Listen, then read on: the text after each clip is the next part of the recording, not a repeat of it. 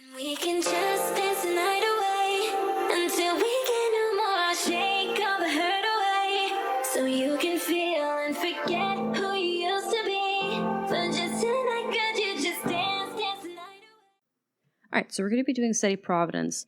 I'm going to cover a lot of the basics, why I have the video sped up. I did it last night recording-wise, and it took me about an hour to record and get all of those fish. Probably about an hour and 20 minutes, something like that. Most of it's just me sitting listening to music and very quiet, and I did explain things as I was going along on stream, but it's going to be a lot easier if I just explain it afterwards. So, first off, you're going to need gear, and you're going to need the right bait for the area. So, first off, grab some white sushi from either the TP or going and crafting it yourself. If you've got the mats, I'd craft it. But, or if you've got like the levels to do it too. So you're gonna need probably about 4 to 8 of the white fish, because most of these achievements are gonna take you about an hour, maybe at worst. Average. At worst, it may take you 2 hours.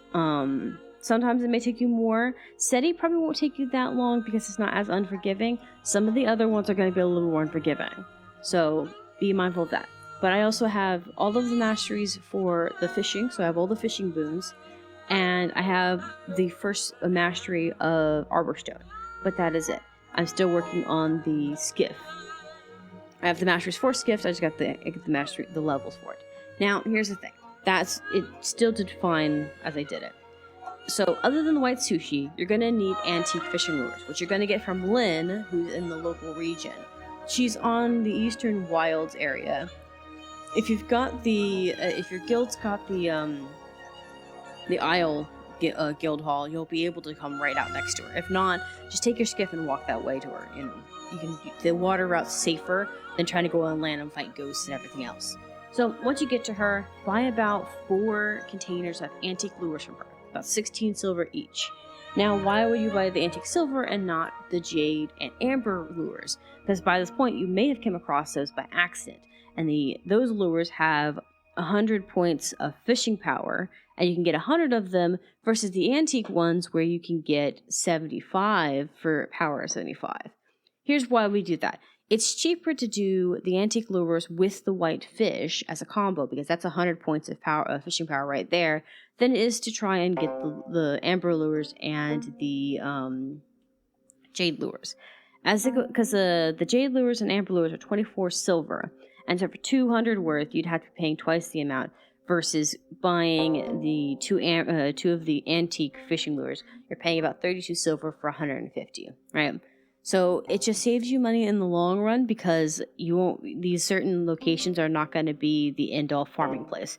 90% of all of the fishing you have to go through for cod is in other maps you may not ever go back to for a while, unless you choose to do so.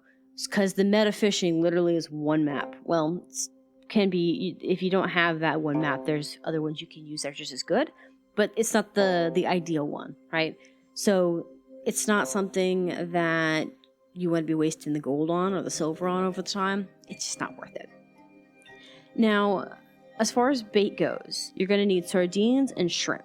I suggest buying the jars. They're cheaper because they're 6 silver per container, and each container contains about 25. So if you buy 3 to 4, you get 100 of each of those baits, right? And I always give myself 100 because I like having the excess, but I also don't I don't use when I fish in open water. I tend to use bait. Most fishermen don't do that. It's not considered a very smart use of your resources, if that makes sense. And I'll explain in a minute why that is. But as you go along with this, you'll notice that I end up getting world-class, saltwater, and trash. I didn't max out those things, but I caught some of the few things from it. Those are some of the other pools that we'll also catch as we go along. Don't try to focus on them until you get to the end and you need them, because most of the time you'll get 90% of them, if not all of them, during your journeys as you go through each of the different categories. So ignore those, but they are extras and they're fun.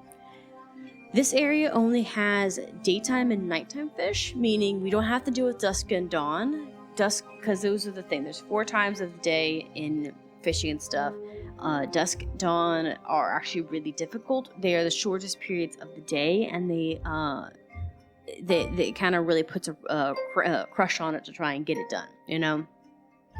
But day and night's not so bad. Daytime is a little bit longer than nighttime in most games. Nighttime cycle's a little bit more forgiving. It's about half and half, give or take. So it's not as bad, but in Corteria, nighttime and daytime are completely drastically cut. So it is that. So oftentimes what fishermen will do is they will prioritize the nighttime fish and dusk fish and dawn, if they have dawn. Luckily, we don't have to deal with dawn or dusk, so that's not an issue here. But they'll prioritize nighttime fish, meaning if it's nighttime, you stop fishing for whatever you're fishing for, and you go for the nighttime fish. And you pull out the special bait for them. Because you have a limited time to do it, you might as well do it now, right? And most of those limited time fishing are exotic, ascended, or legendary fish, which means they have a chance for ambergris. Legendary is guaranteed to have ambergris, and the other two they have a chance of it happening, so the bonus. So very important with your time. You'll notice what your time is at the bottom of your map at the left-hand corner of that map. My avatar is covering mine, but I did call it out when I was on stream, it was nighttime, dusk, and dawn, and things like that. So there is that. Another reason why SETI is a bit of a pain to fish, this is off topic, but kind of related to the time, is that it is a meta, and oftentimes after the meta is done, it becomes unpopulated as a server because people go off and do other things. And because of that, it leaves the server empty and you may have to swap servers. If you have to swap servers, do not panic.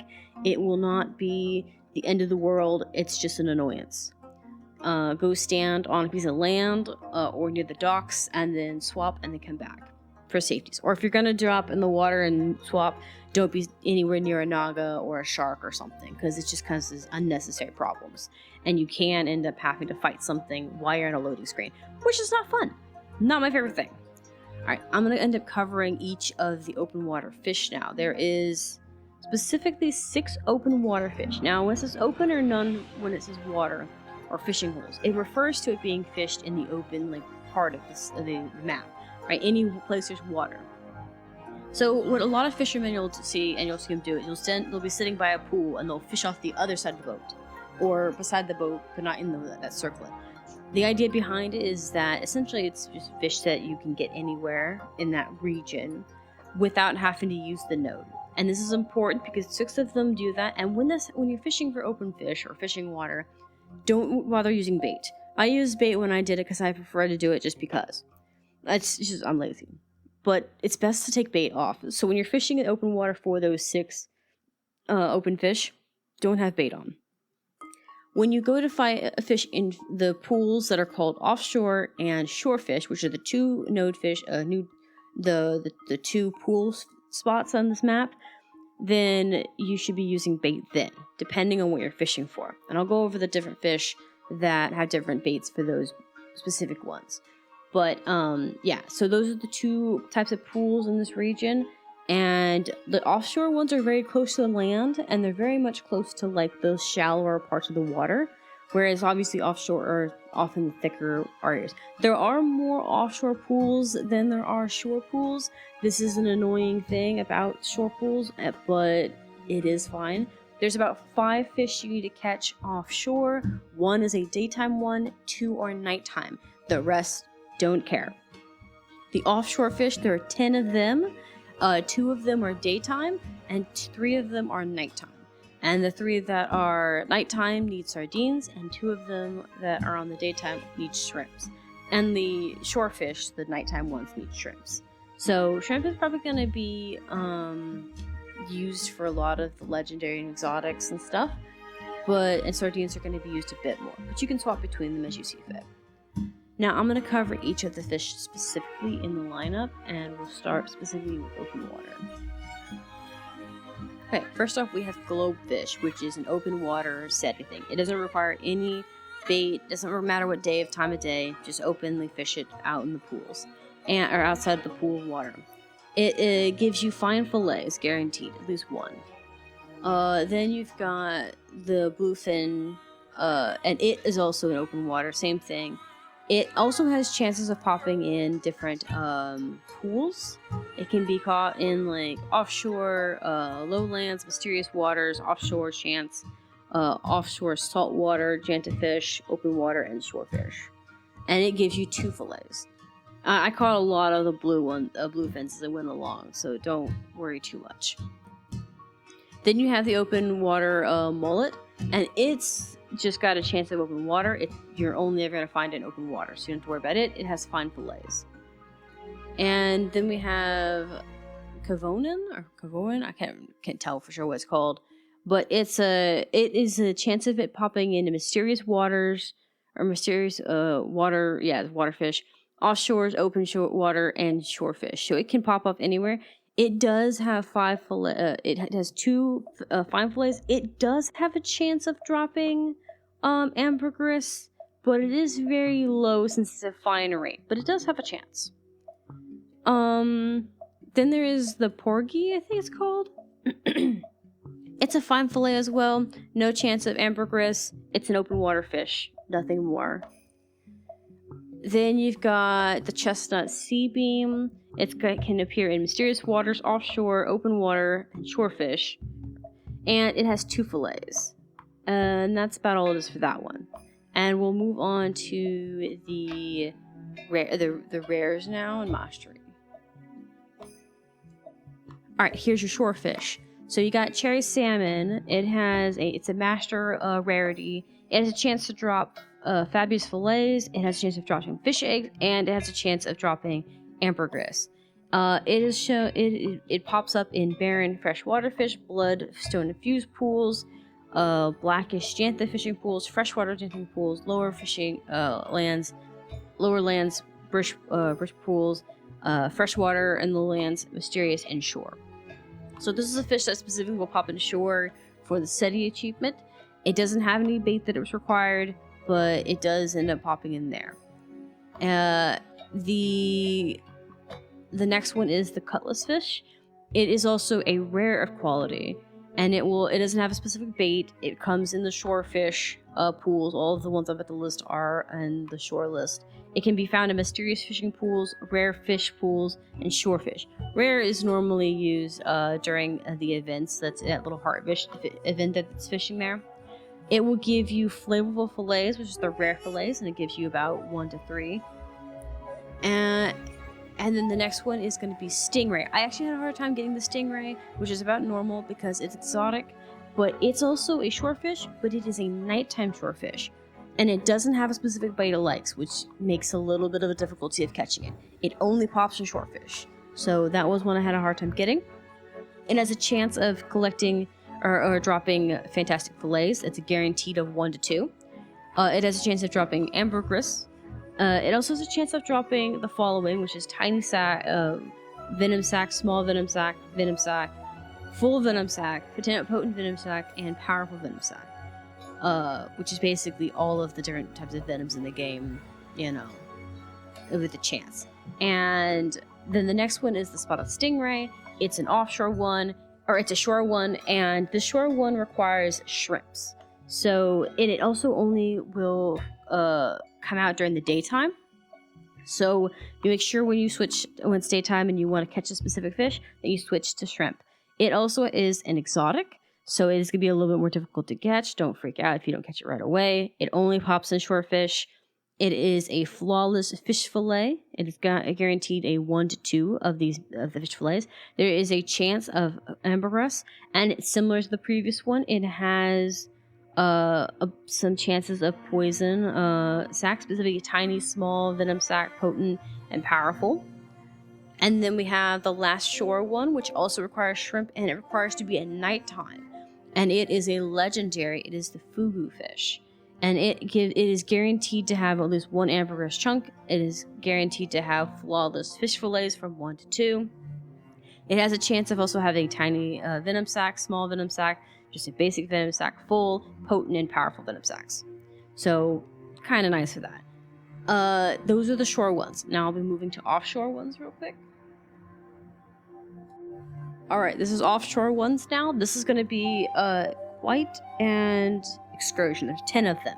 So first off, we're doing Crimson Snapper, which is a master rank fish. It can be caught in offshore fish. It doesn't require any bait or time. It can also appear in mysterious pools as well as offshore pools, obviously. It has fabulous fillets, which is the exotic, which is the master level 1, and is used in crafting sometimes. And it is guaranteed at least 1 to 2. There is a chance of ambergris. Doesn't happen very often, but there's a chance. There is also the honeycomb grouper. I thought I said grabber, it's grouper. It's an offshore fish, doesn't require any bait, doesn't require a specific time. It's a mysterious fishing waters or offshore fish, depending. So this is the offshore one. It is a rare class, so it gives you the flavorful of fillets, and it gives you 1 to 2. No chance of ambergris. All right, and this one's called the humped, which is kind of sad to call it that, but I get where they're coming from.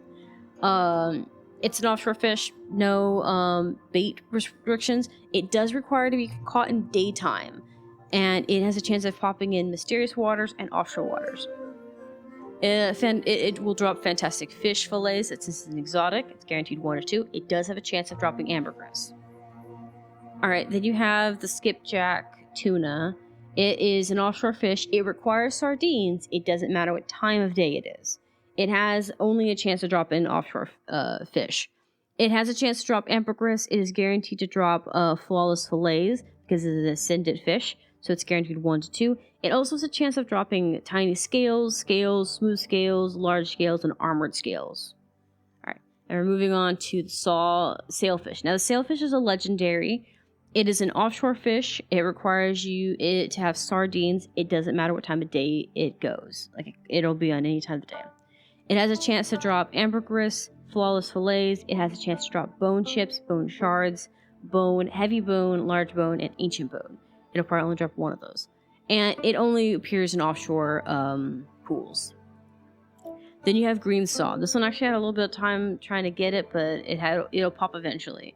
It's an offshore fish. There isn't any bait or time restrictions on it. It can either appear in mysterious waters or offshore waters. It will drop fabulous fillets because it's a master class fish. And it has a chance of dropping ambergris. Alright, and the triple tail is a SETI offshore fish. It doesn't have a specific bait or time. It can appear in mysterious waters as well as offshore waters. It has flavorful fillets, so it's the rare fillets, and has a chance of 1 to 2, no chance of ambergris. Alright, and this one is, I think it's dragonet. It is an offshore fish, doesn't have any bait requirement or time requirement. It can pop in mysterious waters or offshore waters. It drops fantastic fillets because it's exotic. It's 1 to 2. And it has a chance of dropping ambergris. Megapon, I actually had Megapon. I had a hard time catching it through it at first. But once I caught another one. It is an offshore fish. It catches sardines. It's a nighttime fish. Be mindful of that. It only appears in offshore spots. It will drop crustaceous meat, which is it's 5 to 7, which is guaranteed. This meat can be turned into fine fillets. It's probably one of the only exotics that I've come across that doesn't have actual ascended fillets. It also has a chance. It's just 5 to 6 shrimplings guaranteed, and it also has a chance to drop ambergris because it's ascended. The last one is the sunfish. It is a legendary, and it is caught in offshore pools, and it is caught with shrimp during daytime. It has a chance to drop bone chips as well. So there's ambergris that it's guaranteed to drop. It has flawless fillets it's guaranteed to drop, and it can drop bone chips, bone shard, bone, heavy bone, and large bone. So that's the fish lineup. Sorry if I kind of sped through that pretty quickly, but those are the basic informations for each of them that was of importance. And we'll move on to more information. Alright, and the last bit of information that's kind of extra but not necessary for your experience of what's going on in the game. Beware of Nagas and sharks, because this region has a lot of Nagas and sharks. I honestly avoided most of the Naga Island that was near the heart fishing achievement because it wasn't worth trying to fight them over it. Because when you first start out, your boat's going to be a little squishy and you don't have the defense mechanisms to drop a bomb on them. And even then, sometimes that bomb's a little laggy or a little buggy because you'll drop it and then you're still technically in combat. So then you still have to jump out of your boat and try to fight them. Why not trying to lose boons or to have your boat disappear? And with the Nagas being there, they're constantly having an issue. So honestly, what I normally do if I have to loop around, and you can see in the video at some point too, I was struggling with the Nagas and just left the pool because it wasn't worth trying to fight them over it. So sometimes the best thing to do is just to leave that pool and go on to the next. And I looped around the island from the fishing area and went back to the starting area and looped around through the opposite way and went counterclockwise. Or clockwise actually.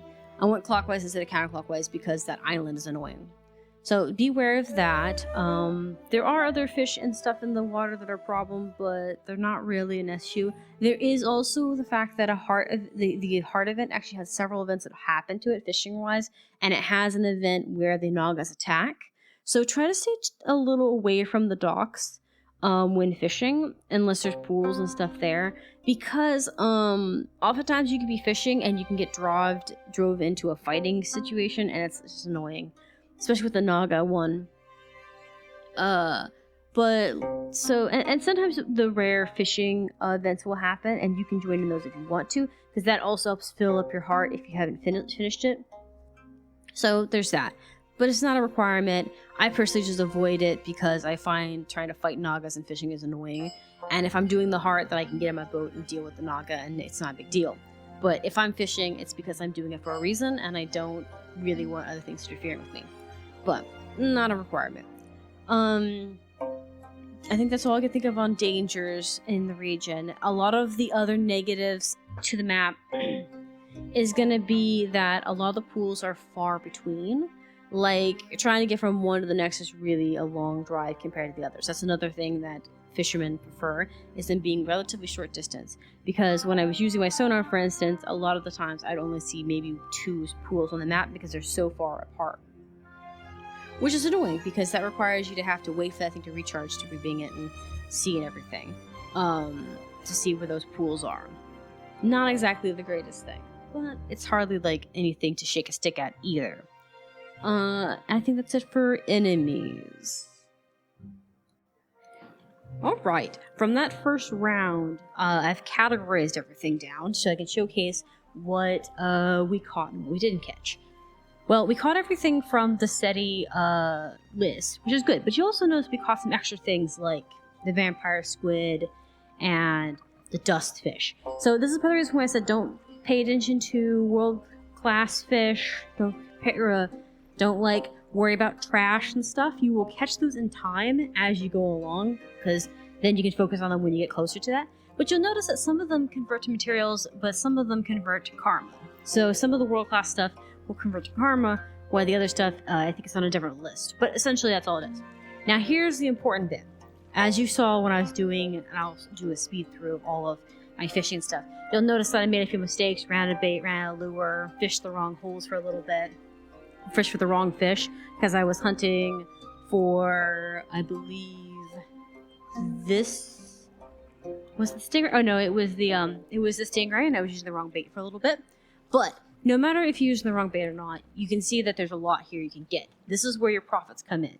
So right here, these are your rare, your fine, master, rares, exotics, or these are your exotics, and these are the ascension ones and the purple ones. Oftentimes the ascension ones are hard to catch because of the requirements, but also they're just kind of fickle as somebody who fishes them. But they're not your main goal. You get a pink, great. But your main goal is the purples, because they're actually easier to catch, which is really stupid. Also, you'll notice you'll catch things like chests, which are these things, and you'll catch things like trash, and sometimes you'll catch really good trash, which is gold. You'll also catch mackerel. When you catch mackerel, keep it in your inventory, because it's going to save you some money in the long run. And you'll catch it during SETI, mostly, in SETI's area, but I think there's a few other maps you can get it. We obviously got the chunks from the achievement, so there's 6 of those. But I'm going to pop all these off now and show you what we may have gotten from just doing 2 hours of fishing for that achievement. Because each of these flesh also count up and add into other add up as well. As you can see, I already have 49 in my inventory from those first few that we did. And you'll just consume all of them. And you see we get some fish eggs. Some fish will drop that. And some will drop like special crafting materials. Nothing too crazy, but something. Most of the ones that drop special crafting are the ones that are just caught randomly. Like the seahorse and stuff. Now, the exotic meat is really good and important. Because it makes it to where you just saves you some time. Because it's literally one tier below it. Now, you also notice this, right? You'll think, oh, this is weird. Okay, so crustacean meat can still be used. It's just converted differently. Now, this right here is another thing. So even if you don't catch any of the legendaries, this flesh here is very important because you can use it for a lot of cool stuff. Legendaries are guaranteed to have the ambergris, but pinks can have it, and I think maybe exotics, but I know pinks have a chance of getting it. But, so, right now, as you're looking at it, we have 6 ambergris that we got from the achievement, and 6 we got from fishing alone. That's not considering the conversion situation. So we're going to teleport from here to the area to the fisherman to convert it, and I'll show you what else you may have extra. All right, we've made it to the vendor that you need to speak to. This guy, he's your friend. He's the one who's going to make your meat on your fish worth something. So you see those fish fillets? They make them into fine. So a lot of times crustaceans are not the greatest to fish if they're ascended level because they're basically the lowest tier of meat. But, nah. So now we're going to upgrade things. And I'm going to try to be very careful to upgrade too many. We're going to go here and do this. The reason for this is this fish is actually used for crafting stuff, and so is the rare. But I might not worry about this time around, because we probably are going to want that pink to start out. But this is where all of the excess flesh you get from it can be used to benefit your farming. Because each of it gets to be upgraded, and each upgrade gives you more fillets. Now, this is important because if you have, for instance, we have 18 right now, right? From just farming that one day. That is literally 1 and almost a half. And you get 5 of these daily. So, if you sit there and fish for a little bit and get through it a bit, you can actually get more. So for that one achievement, for 2 hours worth of fishing, we got about 13 ambergris out of that. And that doesn't seem like a lot, but that's considering the fact that we only have max fishing on our thing. We don't have our max skiff, and we don't have the ascended fishing rod and basic foods. That's pretty freaking good for starting out. But when you also pick these up, you'll open these, and you'll see that fishing loot gave me more mackerel. And then this will give you bones and equipment, but I think it gives you sometimes other things too. It's random. But sell all of your trash items. Just go up to the coin guy, go junk, and get rid of that and save yourself some time. Now, as I said before, so fishing gets you some mats and stuff, gets you this, and like I said, you can go fishing. And as you get better at fishing, this gets faster. There'll be a point where you'll probably have this amount of fish within an hour to be able to buy all the ambergris. But at start, that's pretty good. That's 13 gold, or that's 13 ambergris right there.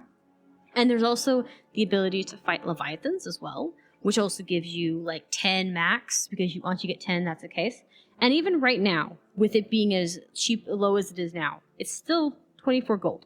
I do not suggest ever selling it at this rate. People who are selling it at this low are actually cheating themselves, because it should be probably sold at about a gold 90 or 2 gold, depending. Because it took so much effort to get your character leveled up to that point to be able to see, like, you have to see, like, the exchange rate is like 2 gold. You have a listing fee for a gold, it's 3 gold. So what you're getting out of that, if you listed it for right here, you're literally just getting like 21 gold out of it.